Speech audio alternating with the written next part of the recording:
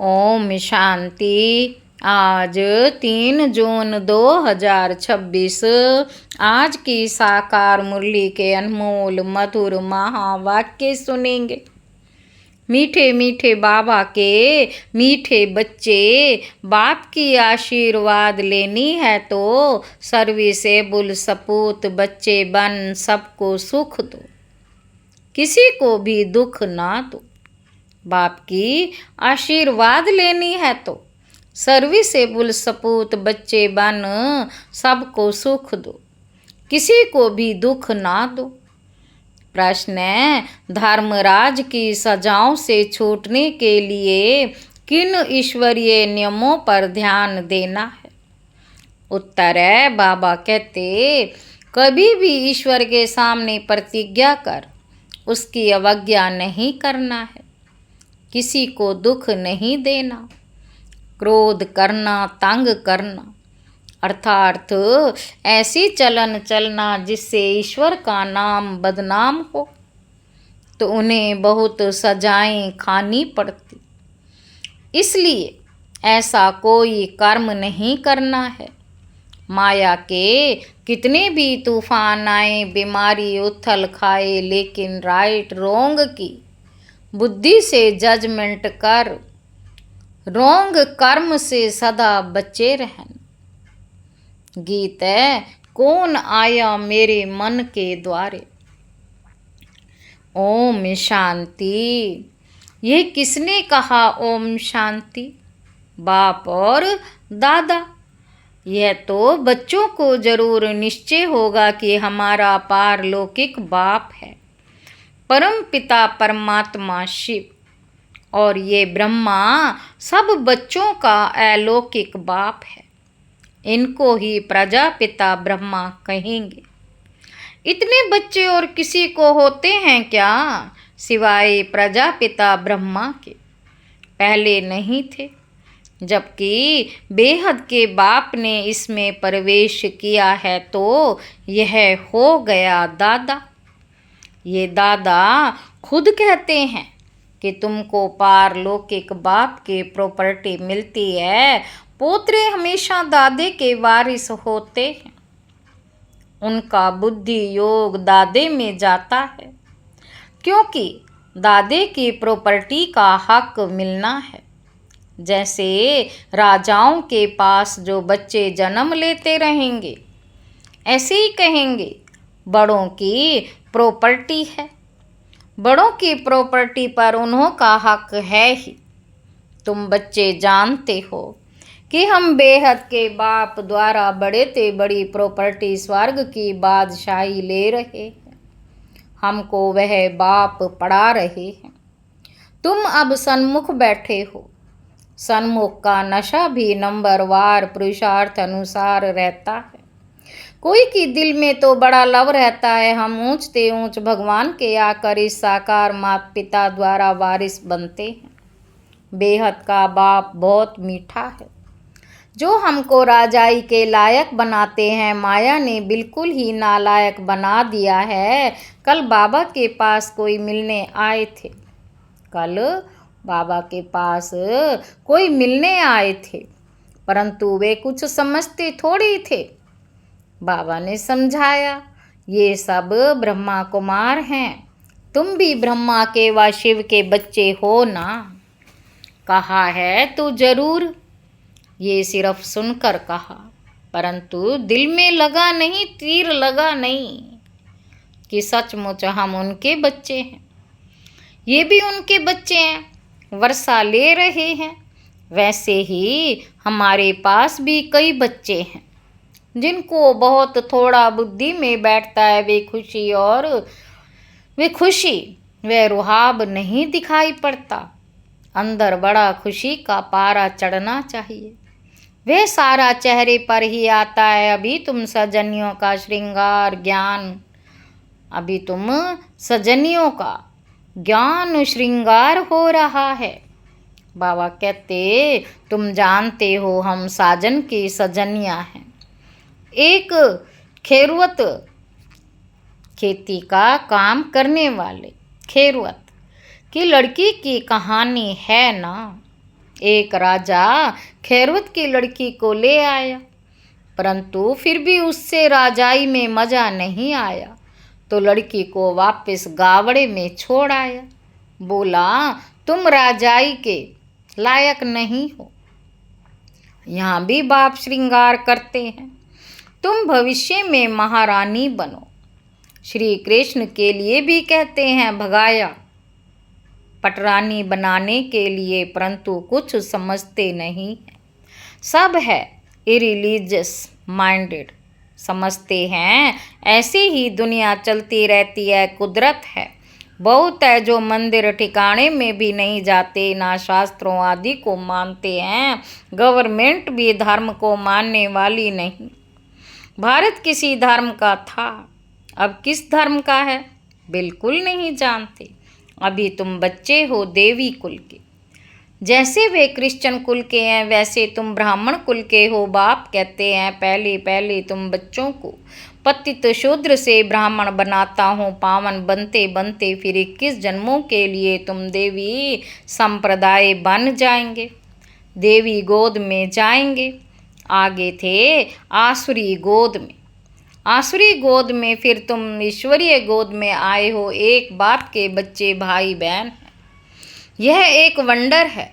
सब कहेंगे हम ब्राह्मण कुल के हैं, हमको तो श्रीमत पर चलना है, सबको सुख देना है, रास्ता बताना है। दुनिया में कोई नहीं जो मुख से कहे।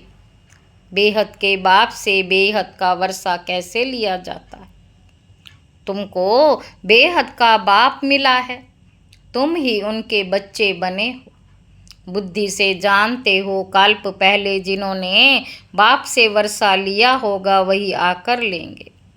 थोड़ा भी बुद्धि में होगा तो कभी ना कभी आकर पहुँचेंगे। आएंगे तो कुछ ना कुछ लेने के लिए, आएंगे तो कुछ ना कुछ लेने लिए। तुम्हारे में भी नंबरवार जानते हैं, आज पावन बनने लिए आए हैं, कल फिर पतित बन पड़ते हैं। किसका खराब संग लगने से भूल जाते कि बाप का बनकर फिर बाप को छोड़ा तो बहुत पाप आत्मा हो जाते हैं। जैसे कोई किसी का खून करते हैं तो पाप लगता है, वह पाप भी थोड़ा है। यहाँ जो बाप का बनकर फारकती दे देते हैं, प्रतिज्ञा कर फिर विकारी बन पड़ते हैं तो बहुत पाप लगता है। अज्ञान काल में इतना नहीं लगता जितना ज्ञान में लगता है। अज्ञान काल में तो मनुष्यों में क्रोध कॉमन होता है। यहाँ तुमने किस पर क्रोध किया तो 100 गुना दंड हो जाता है। अवस्था बिल्कुल गिर पड़ती है, अवस्था बिल्कुल गिर जाती है, क्योंकि ईश्वर का फरमान नहीं मानते। धर्मराज का फरमान मिलता है, पवित्र बनना है, तुम ईश्वर का बन। जरा भी उनके फरमान की अवज्ञा की तो 100 गुना दंड चढ़ जाता है। क्रिएटर तो वह एक है, ब्रह्मा विष्णु शंकर भी उनकी रचना है। धर्मराज भी क्रिश्चियन है, धर्मराज का रूप भी बाबा साक्षात्कार कराते हैं, फिर उस समय सिद्ध कर बताते हैं। देखो तुमने प्रतिज्ञा की थी हम क्रोध नहीं करेंगे, किसी को दुख नहीं देंगे, फिर भी तुमने इनको दुख दिया, तंग किया, अब खाओ सजा। बिगर साक्षात्कार सजा नहीं देते हैं, प्रूफ तो चाहिए ना। वे भी समझते हैं बरोबर मैंने बाप को छोड़कर ये कुकर्म किया। बदनामी कराने से फिर बहुतों पर आफत आ जाती है। कितनी अबलाएं बंधन में आ जाती हैं, सारा दंड बदनामी कराने वालों पर पड़ जाता है। इसलिए बाप कहते बड़े ते बड़ा पाप आत्मा देखना हो तो यहाँ देखो। धोबी के पास बहुत मैले सड़े हुए कपड़े जब जाते हैं तो सटका लगाने से फट पड़ते हैं, तो यहाँ भी सटका सहन ना कर चले जाते हैं, यहाँ भी सटका सहन ना कर चले जाते हैं। ईश्वर की गोद में आकर डायरेक्ट उनकी अवज्ञा की तो सजा खानी पड़ेगी। बाबा कहते जो हेड ब्राह्मणी पार्ट ले आती है उन पर बहुत बड़ी रिस्पॉन्सिबिलिटी है। एक ने भी अगर हाथ छोड़ दिया, विकारी बना, तो उनका पाप ले आने वाले पर भी आएगा। उनका पाप आने बल पर आ जाएगा। ऐसे कोई को भी इंद्र सभा में नहीं लाना चाहिए। नीलमपुरी पुखराज परी, नीलमपरी पुखराज परी की कहानी भी तो है ना। इंद्र सभा में कोई छिपा कर ले आई तो इंद्र सभा में बास आने लगी, तो ले आने वाली पर दंड पड़ गया। ऐसे कुछ कहानी है, वे पत्थर बन गई। बाबा पारसनाथ बनाते हैं, फिर अगर अवज्ञा की तो पत्थर बन जाते। राजाई पाने का सौभाग्य गंवा देते हैं। बाबा कहते समझो कोई गरीब राजा की गोद लेता, अगर नालायक बन पड़ा और राजा निकाल देवे तो क्या होगा? फिर कंगाल के कंगाल बन पड़ेंगे। यहाँ भी ऐसे है, फिर बहुत दुख महसूस होगा। इसीलिए बाप कह देते हैं कभी भी कोई अवज्ञा नहीं करना। बाप है साधारण, इसलिए शिव बाबा को भोल साकार में बुद्धि आ जाती है। अब तुम बच्चों को श्रीमत मिलती। जो गंदे बन पड़ते हैं ऐसे फिर इंद्र सभा में बैठ ना सके। हर एक सेंटर इंद्रप्रस्थ है जहाँ ज्ञान की वर्षा हो रही है। नीलम परी पुखराज परी नाम तो है ना। नीलम रत्न को कहते हैं। ये बच्चों पर नाम रखे जाते हैं। कोई तो बहुत अच्छा जैसे रत्न है, कोई फ्लो नहीं है जवाहरात में, कोई बहुत दागी होते, कोई एकदम प्योर होते हैं। यहाँ भी नंबरवार रत्न है। कोई रत्न बहुत वैल्यूएबल हैं, बहुत अच्छी सर्विस करते हैं, कोई तो सर्विस के बदले डिस सर्विस करते हैं। गुलाब के फूल और आग के फूल में भी कितना फ़र्क है। शिव पर दोनों चढ़ाते हैं। अब तुम जान गए हो हमारे में फूल कौन कौन है। उनकी ही सब मांगनी करते हैं कि बाबा हमको अच्छे अच्छे फूल दो। अब अच्छे अच्छे फूल कहाँ से लाएं? रत्न ज्योत फूल तो कॉमन होते हैं, ये बगीचा है ना। बाबा कहते तुम ज्ञान गंगाएं भी हो। बाबा तो सागर ठहरा ना। ये ब्रह्मा है। ब्रह्मपुत्रा बड़े ते बड़ी नदी। कलकत्ता में ब्रह्मपुत्रा नदी बहुत बड़ी है, जहाँ सागर और नदी का बड़ा भारी मेला लगता है। बरोबर ज्ञान सागर बाबा है। ये चैतन्य ज्ञान सागर है। तुम भी चैतन्य ज्ञान नदियाँ हो। वह तो है पानी की गंगाएं। वास्तव में नदियों पर नाम पड़ा है, परंतु आसुरी संप्रदाय ये भी भूल गए हैं। हरिद्वार में गंगा के किनारे पर चतुर्भुज का चित्र दिखाते हैं। हरिद्वार में गंगा के किनारे पर चतुर्भुज का चित्र दिखाते, उनको भी गंगा कहते, परंतु मनुष्य समझते नहीं है कि ये चतुर्भुज कौन है। बराबर इस समय तुम सवदर्शन चक्रधारी बनते हो। तुम हो सच्ची ज्ञान नदियाँ। वह है पानी की, वहाँ जाकर स्नान करते समझते कुछ भी नहीं, बस देवी है। मनुष्यों को तो कभी 4-8 भुजा होती नहीं, कुछ भी अर्थ नहीं समझते। तुम बच्चे जानते हो बाबा हमको क्या बनाते। हम तो 100% बेसमझ थे।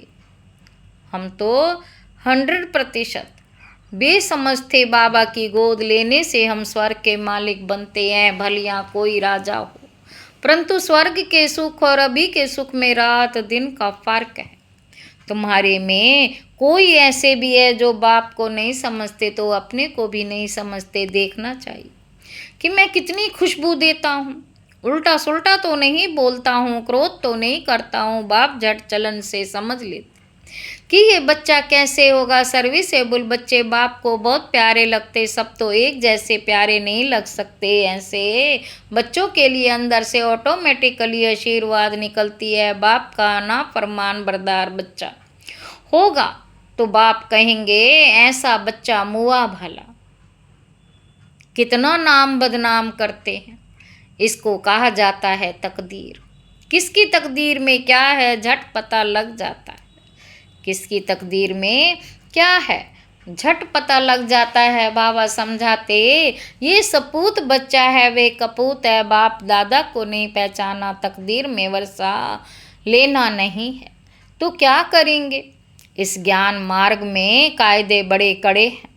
बाप पवित्र बने और बच्चे ना बने तो वह बच्चा हकदार नहीं हो सकता।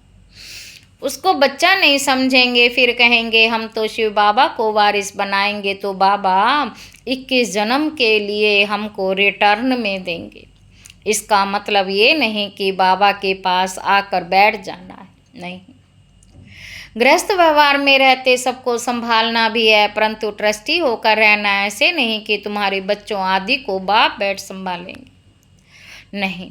ऐसे ख्यालात वाले भटक पड़ते हैं। ये बाबा के पास तो बिल्कुल पवित्र चाहिए, अपवित्र कोई बैठ ना सके, नहीं तो पत्थर बुद्धि बन जाएंगे। बाबा कोई श्राप नहीं देते, ये तो एक लॉ है। बाप कहते फिर खबरदार रहना, कर्मेंद्रियों से कोई पाप किया तो ये मरा, बड़ी भारी मंजिल है। बाबा का बच्चा बना तो फिर बीमारी सारी उथल खाएगी।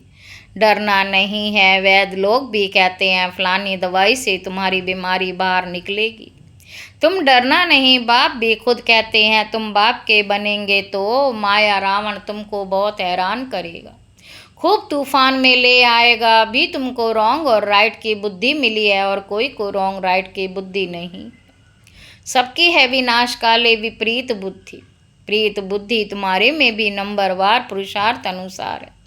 प्रीत बुद्धि वाले बाप की सर्विस बहुत अच्छी करेंगे, प्रीत बुद्धि वाले बाप की सर्विस बहुत अच्छी करेंगे। अच्छा, मीठे मीठे सिखिलदे बच्चों प्रति माता पिता बाप दादा का याद प्यार और गुड मॉर्निंग। रूहानी बाप की रूहानी बच्चों को नमस्ते। हम रूहानी बच्चों की रूहानी बाप दादा को याद प्यार और गुड मॉर्निंग। नमस्ते बाबा, नमस्ते, शुक्रिया बाबा, शुक्रिया। धारणा के लिए मुख्य सार। पहला पॉइंट, ईश्वर का बच्चा बनकर जरा भी उनके फरमान की अवज्ञा नहीं करनी है। इन कर्मेंद्रियों से कोई भी को कर्म नहीं करना है, उल्टे सुलटे बोल नहीं बोलने हैं।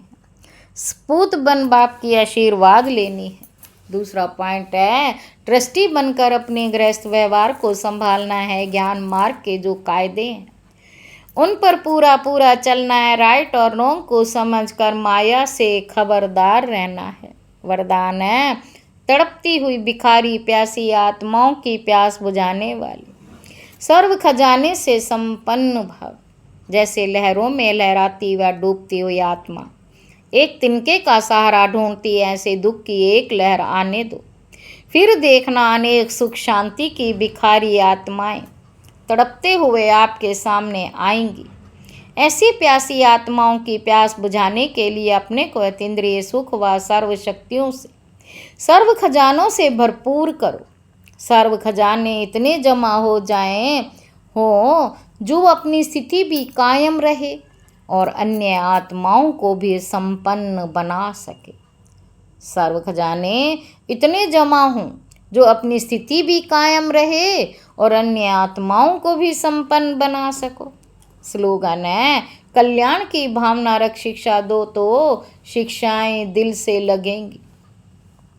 ये अव्यक्त इशारे। सदा हर्षित रहने के लिए अपनी नेचर को सरल बनाओ, सहनशील बनो। सदा हर्षित रहना ये ज्ञान का गुण है, इसमें सिर्फ रूहानियत ऐड करना है। हर्षितपन का संस्कार भी एक वरदान है जो समय पर बहुत सहयोग देता है। जो स्वयं सदा हर्षित रहते हैं वे कैसे भी मन वाले को भी हर्षित कर देते हैं। इजी नेचर वाले अपने खुशनुमा हर्षित चेहरे से भारी वायुमंडल को भी हल्का बना देते हैं। इजी नेचर वाले अपने खुशनुमा हर्षित चेहरे से भारी वायुमंडल को भी हल्का बना देते। ओम शांति।